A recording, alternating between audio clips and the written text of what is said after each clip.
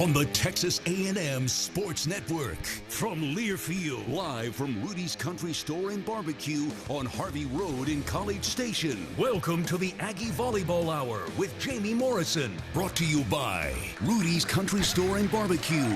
Visit Rudy's.com to find real Texas barbecue near you. Memorial Hermann, proud supporter of Aggie Volleyball and the official healthcare provider of Texas A&M Athletics. And by Cotton Holdings. One call, one team. Total recovery. Now the Aggie Volleyball Hour with Jamie Morrison.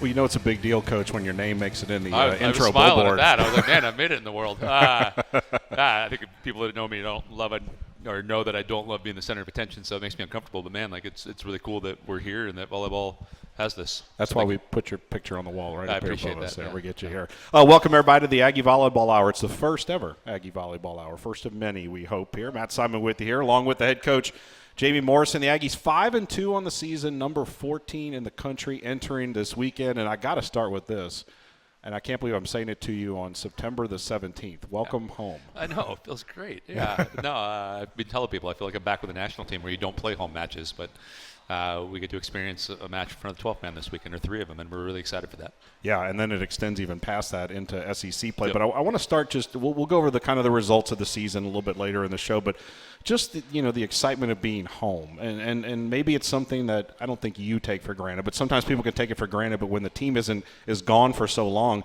this to us feels like the season opener. Yeah. You guys are 3 weeks into the season already, but it's the first time we get to see it. No, it's almost like a sense of, at least for me, and you can ask the girls this later, but like a sense of disbelief that we get to play in front of the 12th man and we get to play at home. And we got so used to being on the road, but it doesn't feel like 3 weeks. It feels like we're like 17 weeks into a season right now. And to get to come home and play our first matches, it's something, I don't know, I think that hit home today when I was leaving the gym and other teams were practicing, and we just haven't had that in a while. Yeah. I was like, we get to play against somebody else here tomorrow, and it's not just practice. And again, we're really excited for it. Yeah, and I tell you, as a fan of the sport, and we'll talk about the growth of the game too, because I really love to get your perspective on that. Yeah. It's crazy that you're 7 matches into the season, and we've been able to, on national television, by the way, watch 4 of those. Minnesota was on BTN. Utah was on ESPN2, I think, and then SMU and TCU were both on national television. The exposure for the program, when you go on the road, you're trying to win games, you're trying to make your team better, you're trying to sharpen them, I'm sure, for what's coming. But to get that exposure has got to be gold. Yeah, it's huge. And the Utah one got elevated to ESPN2. Beth, their head coach, is a really good friend of mine, and actually asked us to move that match to Wednesday. And I'm like, hey, we're already on the road for X amount of days. It was a large number, and it was like, hey, we need to play this on Thursday. And it was, hats off to ESPN for wanting to elevate that again, even though it was on a day they didn't want. But we can talk about the growth of it later now. But our sport's blowing up, and it's really cool to see all these networks seeing it, putting it on the air, and then getting the payback for it. Yep. And I'll talk about it now. Like not our match, but Kentucky played Nebraska on a neutral site, I believe. 1.3 million viewers, and that's just huge numbers. And it's really cool to see, and it's I don't know. It's part of the reason I came here was to build this for the 12th man, and with the 12th man that we can add on to that. But it's really exciting. Yeah, well, let's jump into it now. I actually pulled some numbers because I was curious. There have been 15 matches so far this year with over 10,000 in attendance around the country. Some of those are double headers, but still. And then I said, well, let me go back pre-COVID. That's probably a fair place to go. There were 3 all year, and 2 of them were in the Final Four. Yep. So you got that, and then you've got all these teams averaging these 4,000 plus attendances, which was a very low number back then, and now it's becoming, I would say, I don't know if it's commonplace, but it's becoming more and more popular.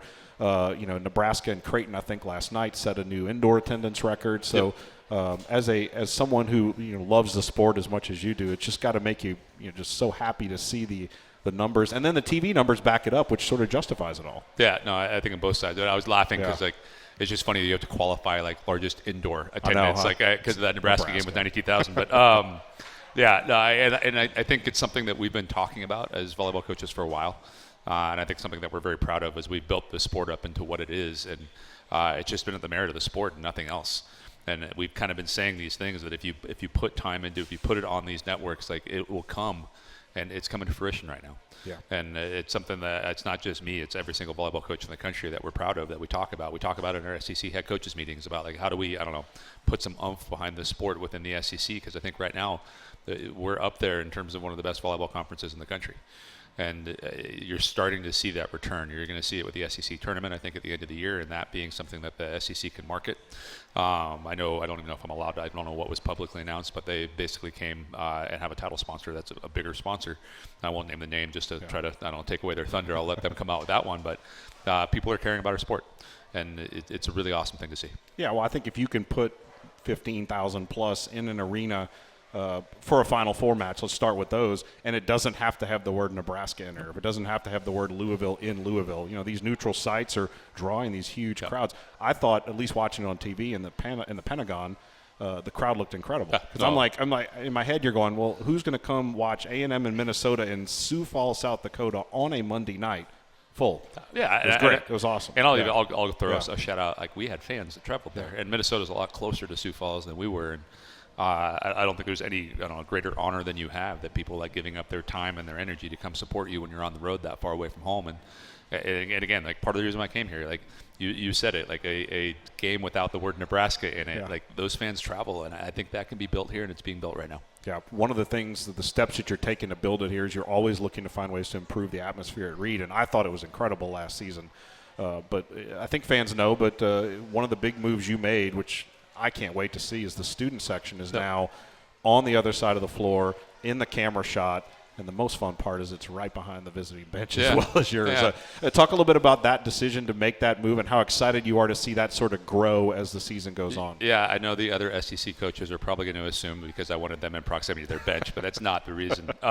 It's a benefit. I think one of the things that makes college sports special, and I think one of the things that makes this place special, is the student section and then the 12th man. And like, you go watch, a football game, and people are talking about what's going on in the field, but they're also talking about what's going on in the background. And I think our student section is a special thing here. And if I can get the home of the 12th man at some way, like, up in our stands the way it is in the football stadium, I like that too. But when I came from international volleyball, they were trying to put like the actors on TV. And one of the things that I wanted is I wanted that to show up. And the other piece to it for us also is just recruiting is happening in fast forward now, and that's one of the only opportunities that we have for our recruits to see that atmosphere, because they don't get to come see it in person. And I'm really excited to have the student section impact the match, both in terms of what's happening on the court. They're getting very funny now too. I'll also give them some credit on that one, but also to show up on TV. That's one of the things that I think they asked for the most of, is getting the recognition that they're there and present, and I'm happy to put them front and center. Yeah, and of all the years I've been here, which has been a long time, but I'll never forget that Texas match last year. And you don't even want to use the qualifier of, it's Texas, because it blew away anything even when Texas had come here on the regular. Yeah. That atmosphere and what those students were able to do and what the 12th man was able to do, I've never seen anything like it, for sure, in volleyball here. And there have been a rare few maybe sporting events here that have kind of matched that. As a fan, as you talk about growing the game, those are the moments I think you want to circle, aren't they? No, 100%. Yeah. And going back to the switch, I just want to make sure I say this too, because I said this to our boosters, and to people that have been a part of this program for a really long time, is the reason why they have been a part of this program, why they love this university, was their experience as a student athlete. As a student, or as a student athlete. But I wanted to make sure that experience was also positive. But going back to the Texas game, and I'll start, stirring the pot right now. Do it. Texas, did not like that we set an attendance record in the state of Texas, and they went and hosted a match in Moody, which I think sits 15,000. And there was a piece of me at the time, I was like, it's going to be really hard for us to break. We're going to have to build sections on. They only got 10,900. And Reed Arena sits 13.3 or something around that. So that number is higher than 10,900. So I'm hoping to take that record back at some point, or maybe twice this season if we can, and bring that back into our record books. Yeah, you got a lot of matches to play until then, but it's pretty funny that falls on Halloween night.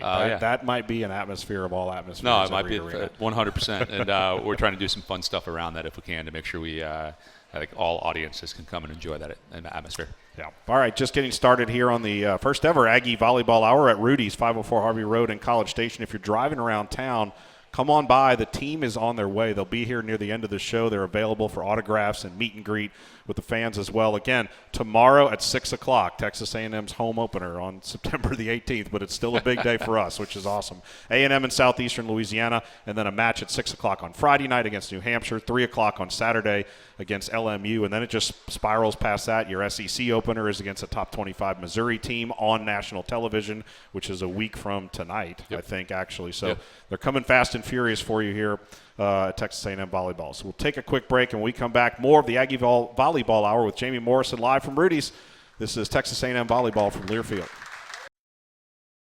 Thanks to the generosity of the 12th Man Foundation donors, Aggie student-athletes have the resources to succeed at Texas A&M and beyond. Start your tradition of support today at 12thmanfoundation.com.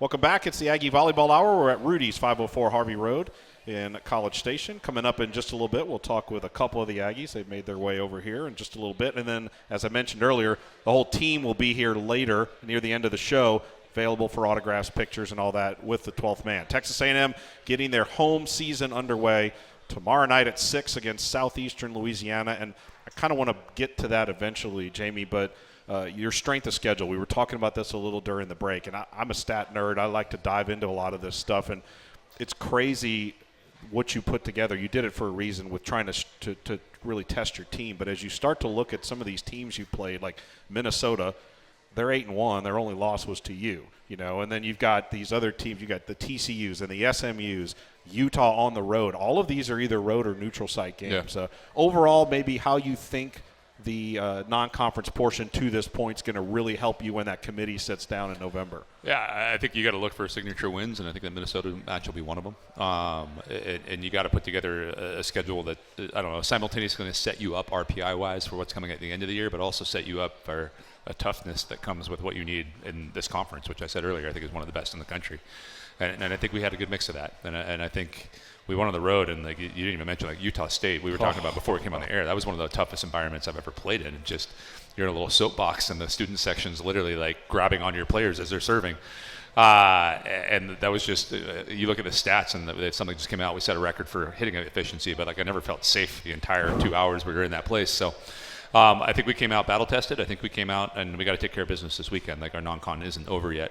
But if we take care of that, we're in a good spot, kind of sitting for hosting at least the first 2 matches of the NCAA tournament, hopefully a little bit further if we do some really impactful stuff in conference. So I think it's been a good combination of those two things. Yeah, and Minnesota was a neutral site match, but it probably felt a bit like a road match because you're so close to Minnesota and their volleyball tradition. And I'm glad you brought up the Utah State. I was texting with Sam, your communications director, when I saw they went live with the camera shot. And for fans that didn't watch the match, it was think like playing inside of the rec center with all the walls so tight, 8 or 10 rows, student section right on top of the server. And I texted him, I said, this is a snake pit. Oh, yeah. This is going to be we're going to, I don't want to say lucky to get out of here with a win, but it's going to be an ultimate test. You might even argue that it might be the toughest atmosphere you could face until you get to a few of the ones in the SEC. No, I would agree. Yeah. Maybe like in terms of, again, hats off to their student section. Like they were amazing back there. And that place holds sound. Like it might be even, it's up there with the teams in the SEC. Yeah, for sure. You're obviously coming off the road trip up into Dallas with SMU and TCU. Lessons maybe you learned because you did lose both. They're both going to be very good teams. From an RPI standpoint, I don't think it's going to hurt all too terribly much because they're both going to be up there and they're both road game matches. But they were two different sort of matches, again, watching from a distance. Maybe overall your thoughts on those two as it being your most recent ones, and then maybe some lessons the team can take from those two matches up there. Yeah, I think the team would be fine if I say it. There's two of them here, but we talked about ourselves. Like the SMU match wasn't us, and that's frustrating. And I talk a lot in our gym about like wins or losses. Like we got to show up as we want to show up, and we didn't do it in that match. And the message afterwards, and I've said this whole year, we care less about mistakes and we care more about how we respond to them. And I thought we responded really well. And I thought that next morning we had an hour-long practice, which isn't long. You're trying to save your body, but also get some work done. And we really addressed the things, hey, these have to improve for us to go out and compete against TCU tonight. And we did a really good job being dialed in on those things. And I thought we showed up as that team that night. And I thought we were, 2 points short in the fifth set. And if I looked disappointed at the end, it was a little bit like the Wisconsin match where I thought they gave me a lot for those 24 hours. And we couldn't come out with that win. And that was my biggest disappointment that day. Do you like how your schedule fell with this gap between those two? And then obviously you're starting a homestand, but to maybe catch a breath. I don't know maybe that fans that don't travel on the regular with a team realize how exhausting maybe it can be when it's just repetitive over and over again. You kind of like having this little bit of a break to kind of take a step back. It was intentional, and some of the scheduling stuff was set. We owed Utah State a return, So we had to go back there this year. And then the SMU match is a piece of a larger ACC, SEC challenge. And I won't give away other stuff for next year, but there's more coming on those challenges next year. But it was kind of set on we had to condense these things into this period of time. So we did this on purpose. And we were trying to pull another match in last Friday, but we couldn't get that one going instead of the TCU match. But so we wanted that on purpose, of a chance to take a breath. And last year we took probably 3 2-day breaks throughout the season. And I thought they were really beneficial. So we wanted to get a few of those in. So we gave the girls 2 days off to kind of, get away, reset, refresh, come back in. And the last 2 days of practice have been pretty good. I know you as a coach still have 3 non-conference matches to play before you hit SEC play, but maybe heading into this homestand, which, as we said, will spill into conference play next week. Overall, you kind of happy maybe with where your team is at this point, knowing you're about a week away from the start of conference play? Yeah, I think so. We got to use these 3 matches as a springboard to go into us playing well. And you said it yourself. We play Missouri next Wednesday, a week from today.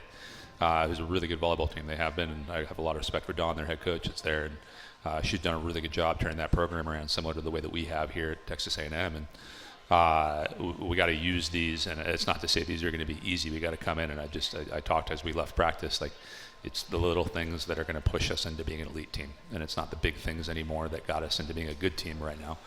We got to focus on those tiny little things that add up into us being great, and we got to start doing that this weekend. We'll talk about the tournament later in the show and kind of break down the teams that are coming that you got here because they're strategic, and we can kind of go over why that is. But maybe some individual standouts for you. I know Maddie Walkus had a really good season at setter. She's up near the top of both the SEC and the country with some of the statistics. Maybe her leadership in arguably the most critical position on the floor. Yeah, and I think I said this morning when I was on another interview. I don't think anybody's seen how good our team can be yet. Like, as you say that, I could go into those 7 matches and pick 2 people in each of them that played well, but I don't think anybody's seen the entire group that we have playing at the capacity that they can play volleyball yet. And that's the thing. Team makes fun of me for getting chills, but the best is yet to come. And we've beaten some really good volleyball teams. We've been in some really, tough environments and played really well and lost against some really good volleyball teams, but I don't think anybody's seen how good we are yet. That was my impression I know it was game 1, match 1, but I remember texting with Sam, and I don't go to practice, I don't watch, but I'm watching you all play. I said, man, if they're on, they're a big problem for teams because you don't have to rely on 1 or 2 people. It's, we're going to worry about, Logan. Okay, well, here we've got, Helmuth, and then we've got Stowers over here. You can cause a whole bunch of problems for opponents with your roster. Yeah, and within matches, I can't remember which one of those was, but there was a match where everyone was just super hyper-focused on our middles, and I was like, all right, we'll go here. And then you get halfway through the match, we're like, well, I guess we got to go here. And it's like, all right, we're going to attack you here now. And that's I don't know what I wanted to build when I came here. And we have some core tenet, one of them strength and balance, that it's going to be different people's nights on different nights. But again, I don't think we've operated on all 6 cylinders of the engine yet, and I know that's coming. And then just one last one before we let you go here for a second. Chemistry is such a critical thing, and it's always hard to sort of pinpoint it. And sometimes you don't know if you got it until you lose it. This team seems like it had been a very tight team coming into the season, and a lot of times being on the road can add to that. Did you like seeing some of the bonding chemistry stuff sort of continue through these first 3 weeks on the road? Yeah, you see that in little interactions that happen off the court. You see those in interactions that happen on the court, and I think the thing that this team has right now is alignment towards where we're trying to get to, and that's do something that this program hasn't done before, and push this thing in this program, and this version of this team further into the tournament, further into the SEC standings than it's ever been. Yeah, so it's the Aggies this weekend, or actually tomorrow, which we'll count Thursday as a weekend. It's a weekend. We'll just do it Thursday. 6 o'clock, Southeastern Louisiana is the opponent. We'll go over some of the promotion stuff later, but it's a home opener. First 250 students, free A&M crossbody bag if you check in with 12-man rewards. Friday, you can buy 1 match ticket to that match, and you get one for free for the Saturday match against LMU. That's a 6 o'clock match. And then Saturday, I'll get this right eventually. Saturday against LMU. There's a bunch of stuff going on. There's some free bandanas for the first 1,000 fans. There's a Kids Zone, a Fall Fest, and then post-match autographs with the team. And there's even some more cooler promotions as you go through into SEC play there. Yep. We'll make sure Ashley gets her shout out there. We'll turn her red over there. You beat red. But, a lot of cool stuff at Reed Arena. 6 o'clock, 3 o'clock are your match times coming up. All right, we'll take a break. When we return, we're going to give Coach a break. We're going to bring in a couple of the kids. Ava Underwood and Ifenna Cos-Okpalla are here. This is the Aggie Volleyball Hour. We're live at Rudy's, 504 Harvey Road in College Station. Back after this is Aggie Volleyball from Learfield. Volleyball and barbecue lovers know the perfect brisket needs the right wood. Rudy's smokes all their meats using their delicious signature rubs in 100% oak-fired pits. Get your real Texas barbecue fix today at Rudy's or on the web at rudys.com. That is where we are, Rudy's, 504 Harvey Road. Here in College Station, it is the Aggie Volleyball Hour. Thanks for tuning in. Got a good crowd here on hand. And then coming up at the end of the hour, the entire team will be here. They're starting to trickle in a little bit. So fans, if you're driving around, you want to come meet the Aggies, get autographs, pictures, whatnot, everyone will be here once the show is over. We pulled 2 of them out. We bribed them with food to get them over here. I don't know if it worked. It must have worked because they're here. Ava Underwood, Ifenna Cos-Okpalla, a pair of seniors. Thank you guys for coming up here and hanging out for a little bit. Yeah, thanks for having us. Overall, let's start with you, Ifenna. Kind of your thoughts on being back home for a change, because you guys have been on the road for the last 3 weeks. For a while. How excited are you to run out of the tunnel tomorrow night in front of the 12th man? So excited, so hyped. I know the whole team is, just finally happy and ready to play in front of the 12th man again. I know none of you take it for granted. I don't mean it that way. But do you kind of realize maybe what you're missing when you don't see it, because this is a weird schedule. The fact that it's stacked road all up at the front end, and so it's not like you had a road and then a couple of home and then a road.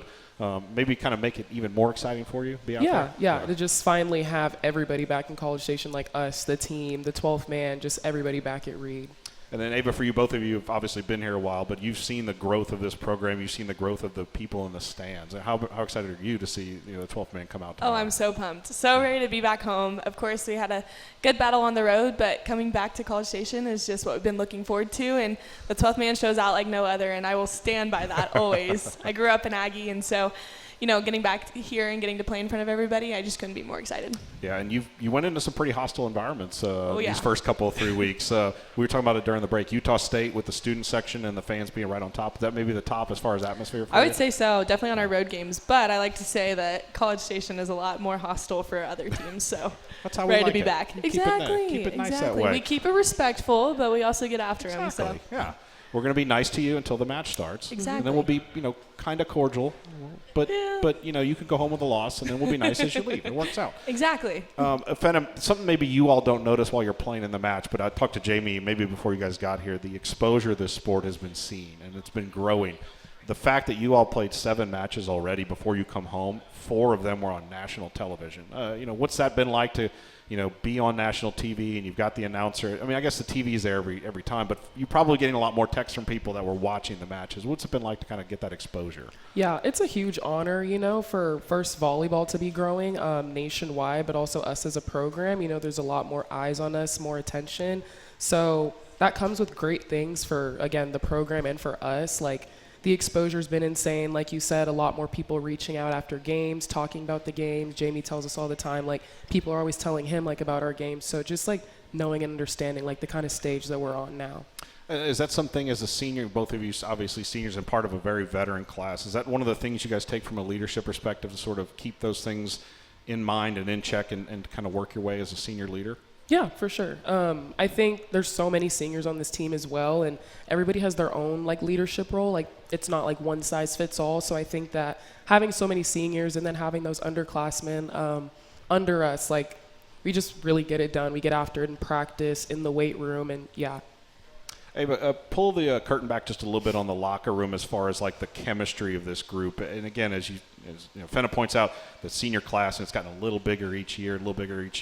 But you guys have had a core group that's sort of been together through that. What's this team like sort of off the court? How close would you say you guys are as a group? Yeah, I would say first off, it's really cool because now with the transfer portal and everything, I don't think that that's necessarily the case. You have a core group that's there all the time. So I think it's been something that we've really gotten to build off of, which has been really great.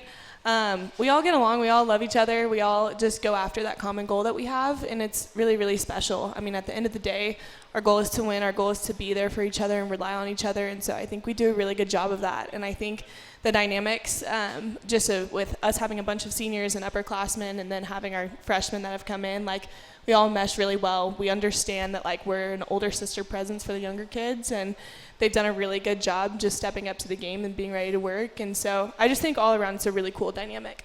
What about as one of the leaders on the team, what have you learned maybe about this group that you maybe didn't know when the season started through the first 3 weeks, if anything? I mean, you guys are so close that maybe you didn't learn anything new, but maybe as a group, maybe how far the team can go, anything like that? Yeah, I think first off, just how far we can go. I think we will be really, really good.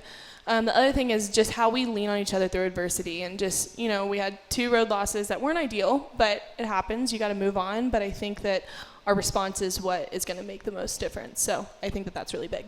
Ifenna, did you enjoy the weekend off? And did you get to take any downtime whatsoever? Because you guys are going until the weekend. Yeah. I love an off day. I know the team loves an off day to just, how Jamie says, just like refill our cup any way that we see fit. And, yeah, I had a great time. Good. Kind of relax. I love it. Your summer, you were with the U23 national team. You won a medal, gold. That's the best one of the group there. Congrats on that. What was that experience like for you to sort of go through that off the court, I guess out of the Texas A&M jersey to throw on the USA jersey? Yeah, well, first off, huge blessing, one, to be recognized and then nationally recognized. Just that opportunity isn't something that you get very often, so I would say I capitalized on it. Made a bunch of new friends, played really well, played great volleyball with the other top girls my age in this country and internationally. It was a great experience all around. Yeah, and then getting back to the Aggies, we were talking, it may have been before you got here, with as we're watching the match from afar, looks like you all have so many weapons. You're sitting there in the middle doing your thing, but talk a little bit about what this team has sort of even around you that makes the Aggies, when they're playing at their best, maybe a really big problem for anybody. Yeah, we are loaded on all fronts, honestly, defensively, offensively. We're just stacked, like a stacked team. We all bring our own kind of thing to the team, and it just all works really well, like we've said before. And I'm really excited, one, for this home stretch tournament we have, for SEC play starting next week, and honestly for the rest of the season. Avery, maybe your thoughts on that as you're in the back there playing that all-important defensive side, just the weapons that Maddie and everybody on that attacking side have to go at the opponent. It's fun to watch. It's fun to watch from my perspective. I think also just our blockers do a really good job of making my job easier. So, it's really, really fun to have a good offensive team. Yeah, for sure. And then for you, you had a summer event too. You went to a joint leadership summit. So I did. It was with 12th Man Foundation and Former Student Association. Yeah. Tell us a little bit about that, where it was, and kind of what was it about, and what you took out of it. Yeah, so I went to Homestead, Virginia, with the Former Student Association and 12th Man Foundation, and it was just a group of student leaders got to go. It consisted of 7 of us, which was really, really cool that I was, chosen to be a part of that. Huge honor. I kept saying, I was like, I don't know who determined I'm cool enough to be here, but I'll take it. But yeah, it was great. It was great to be around all the people who make what I do possible. Showing a lot of gratitude for them and learning a lot of things just in their styles of leadership. And I was there for 4 days, I believe, and just took in everything. It was really, really cool. And they truly wanted to value what we had to say as students and what we needed and how they could help us. And that's what makes our university so special, and that's what makes the 12th Man and just all the people who surround this university so special. So I took a ton away from it. It was a really great experience, and I'm just grateful that I got to go. That's awesome. Well, I appreciate the time, guys, and I know you guys are looking forward to tomorrow. We are too. Glad to have you guys back. Yes. So yes. Thank you again. Thank you guys so much. Thank y'all. you. All right, that's Avery Underwood and Ifenna Cos-Okpalla, the Aggies at home again tomorrow night, 6 o'clock, Southeastern Louisiana. And as I told you, the team is mostly here now. They'll be here for autographs and photos and all that as this show ends. So stay tuned for that as well. We'll take a break. We're back with more of the Aggie Volleyball Hour here from Rudy's, 504 Harvey Road in College Station. After this is Aggie Volleyball from Learfield.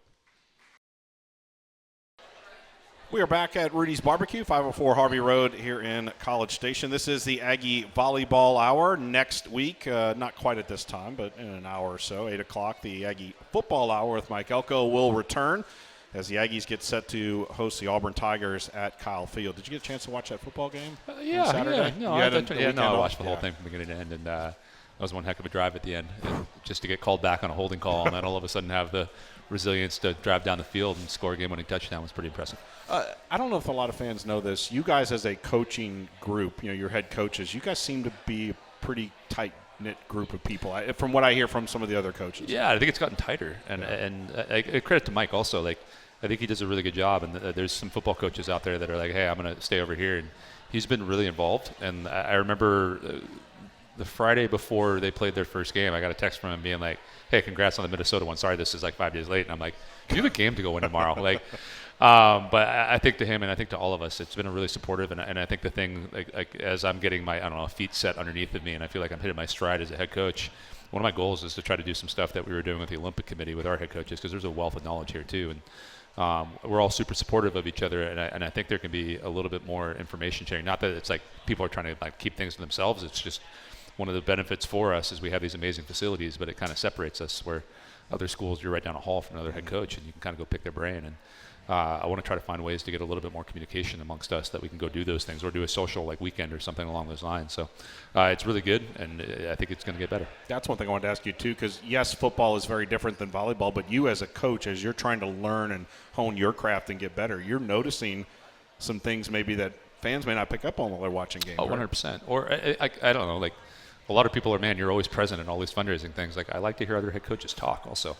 And you can tell kind of who has substance behind what's going on, and you can hear what, I don't know, is important to them in those conversations. So whenever, I don't know, I'm at those, it's also like, hey, how do you come across to a crowd? Because I think that's really important. But I think we all learn from each other, and I think it's one of the cool. I don't know, had a few of the coaches at our practices. I've been to a few of theirs, but the way that you talk to your athletes, the way that you teach, the way that you get an idea across, those things are universal. That's not anything to do with football or softball or baseball or basketball. It's just teaching. And culture is culture, and it's going to be a little different from team to team when those things happen. But how you draw at practice and how you watch film, I really want to go sit down with our football teams and just watch them dissect film for 3 hours and then come up with a practice plan. Like that's universal. So as much as I can, I do want to learn from the people here. Yep. Jamie and the Aggies will kick off the home portion of the schedule, as we've been telling you, tomorrow night, 6 o'clock at the Tech Stadium Invitational. So it's Southeastern Louisiana tomorrow, and then New Hampshire on Friday night at 6, and then LMU, Loyola Marymount, at 3 o'clock on Saturday. And it's interesting, Jamie, as we were looking here, a casual fan may look at those three names and go, especially since you've played Minnesota, Utah, TCU, SMU, all these other good teams. But these three opponents, if you really dig into them, and we'll start with tomorrow night's opponent in Southeastern Louisiana, these are teams that are going to be playing for spots in the NCAA tournament come November, aren't they? Yeah, and the way you got to go about building a schedule, it's a little bit of a math equation also. And you got to go, work to that point where you're getting to the end of the year and you have a lot of opponents that have a lot of wins. And I could be wrong. We have some analytics that goes behind this, and I don't know the exact number on all of them, but I think all of them were over 20 wins last year. And this happened in year one when we were here. We made the tournament. All of a sudden we were going down, and like it wasn't like the name brand teams, but you're like, oh, they're in the tournament. We played. Then it was like 8 out of the 12 teams that we played. So this is kind of the same thing where you're going to play 3 20-win teams, and they're going to play good volleyball, and you got to be on every single night. Tomorrow night's opponent, Southeastern, I won't have you break down every single one of them, but we'll just kind of start with them for the fans. 2-time defending Southland Conference champs, 26-5 last year. They went undefeated through their conference, and they got beat in the finals. And when you play in a conference at that level, you have to win your conference to get in. Had they gotten in, it would have been 3 straight trips to the NCAA tournament for Southeastern. What have you kind of seen from them on film here? I suspect a lot of the teams, as you work your way through a schedule, are going to be a little bit of a different challenge for you. What are some of the things maybe you see that you're kind of focusing on against the Lions? Yeah, they have like 3 really good arms, I think, is a piece of it. And it's been interesting. Like the first 2 teams we're going to play, and even LMU to some extent, they've been searching for the right orientation to put those people. But they got a lefty that they've had, as an opposite, as an outside, that has a pretty live arm. And we were watching a video today, like eyebrows got raised a little bit in the room. Just she can put some pace on it. And they have a middle that's a high flyer they're trying to center their offense around those 3 people and trying to figure out, how they fit into what their offense wants to be. So it's interesting because I remember the first 3 matches we played this year, all 3 of them was their first match. So we played Minnesota in week 0, and then all of a sudden we had week 1, which nobody else played in. So then the second match, they hadn't played yet that weekend. So we talk about picking locks during those matches, but it's a little bit of that in these first 2 matches of like, all right, how are they going to arrange these and have some plan A, plan B, plan C of how we're going to attack that. So that's kind of what we're looking for there. Yeah, so Southeastern will enter with a 5-3 record tomorrow. Friday night, New Hampshire. This is a recurring theme, as you mentioned, the defending America East tournament champs. They were in the NCAA tournament last season. Ironically, they were in Tempe, Arizona, where the Aggies went. Actually, it was the same bracket. Yep. Yeah, because you guys were in that same bracket in round 2. 6-4 this year on the season. 3 of their 4 losses are to Power 4 teams. They've lost 2 of their 4 losses. Number 4 Kentucky number 5 Penn State. So they aren't going to be all that intimidated, I suspect, coming into Reed. Yeah, they're used to seeing the physicality that they're going to see on this side of the net, and they were here last year and pushed us pretty well. So they enjoyed being here. I was talking to their head coach, and he was talking to somebody on our staff, just saying it's well organized, and this is an amazing place to play volleyball, and the crowds are amazing. And I'm like, yes, I agree. But there'll be a test. Yep. And then just finally Saturday, Loyola Marymount of the West Coast Conference. They're a little strange because their record's 1-5, but their schedule is ridiculous. They've lost to number 21 USC, number 7 ASU on the road, a home loss to 19th ranked BYU. But it's a program, as you say, it's used to being in the tournament. 15 NCAA tournaments for that. I feel like anytime you pull a team off of the West Coast, they're going to be a very talented team. Yeah, they can play the game of volleyball. They're well-rounded. They can serve, pass, and they're running a pretty fast offense is a thing. If anybody tuned into the TCU match, that was one of the hardest things to defend them on, was just the amount of speed that they were running to both pins. And it'll be a little bit the same against LMU. Yep. And then just finally for you here as you go, it's obvious, it goes without saying you're looking for 3 wins this weekend, but let's putting that aside, knowing that you start SEC play Wednesday, a week from tonight, what are some of the maybe intangible things or other things you're looking for out of your kids, out of your team to take, and then at that point, from that point forward, it's SEC the rest of the way? Yeah, I think after the first loss against SMU, really sat down and I outlined 7 things. And I said, hey, like these are the things that we have to do better. And it wasn't anything that was rocket science. It was just doubling down on the things that we think are important. And we have some wording for it that's a little bit different, but just expecting to make a play.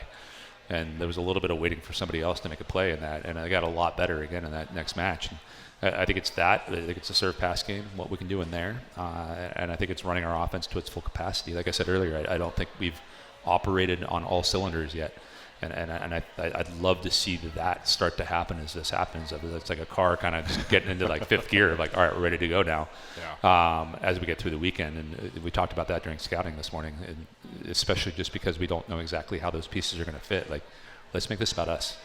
And let's, get going here. Yeah. All right. Hey, really appreciate the time. Thank you for coming out. I got to do 2 things real quick. To this crowd, thank you guys for being here physically. Again, like I talked about the fact that I don't know, like we haven't been home in a while, and I'm like, I forget this got me fired up. So thank you for that. And then I told Ashley I'd say this on the air. Just we're trying to get all these things going on for families and people around, and these these fun things to go. We wanted to do a petting zoo this year. And I don't know if it's going to be in the budget. So if anybody out there wants to donate some money for a petting zoo, I want to make it happen. I love it. Jamie, appreciate the time, and we'll see you tomorrow night. All right. All right. That's Jamie Morrison. He's going to head over there. The team will be signing some autographs here in just a few minutes. We will come back and wrap up this show and get you set for the weekend and beyond after this. This is the Aggie Volleyball Hour live from Rudy's Barbecue, and this is Texas A&M Volleyball from Learfield.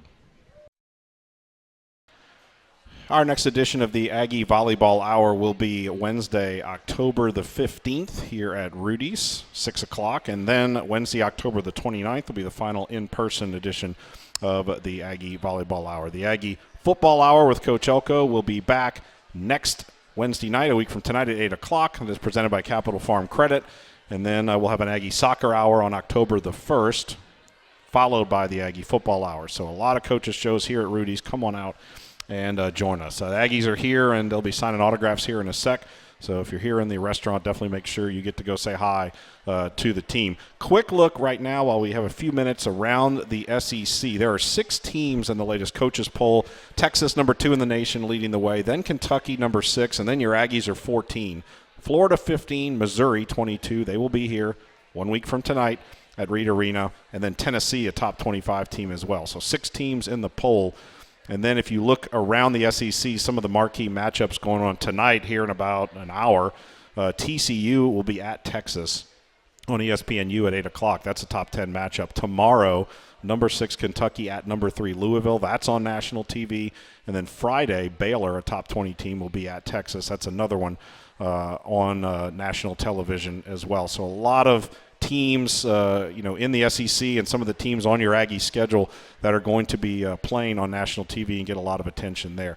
I want to take one final chance to go over the promotions for you this weekend. I suspect a lot of you here in the restaurant will be at these matches, but for those that aren't, tomorrow night, 6 o'clock, Southeastern Louisiana, student-only giveaway through 12th Man Rewards. The first 250 students that check in with their 12th Man Rewards receive a free A&M crossbody bag. You can see this stuff at our promotions page, 12man.com/promotions. Friday night, New Hampshire, it's a BOGO offer. You buy one ticket to that match, you get one free for the following day against LMU on Saturday. You got to purchase those in advance of match day. All that's online. Saturday, LMU at 3 o'clock. Aggie Fall Fest. Arrive early, pre-match fun at Reed Arena. Fall Fest giveaway. They're going to give away 1,000 bandanas to the first fans, Aggie Volleyball bandanas. There's a kids zone set up as well, and post-match autographs with the team. And since we won't talk with Coach next week because they'd be playing at this time or right now, SEC opener, Missouri, top 25 team, 6 o'clock. That is a nationally televised game. It's been elevated to ESPN2.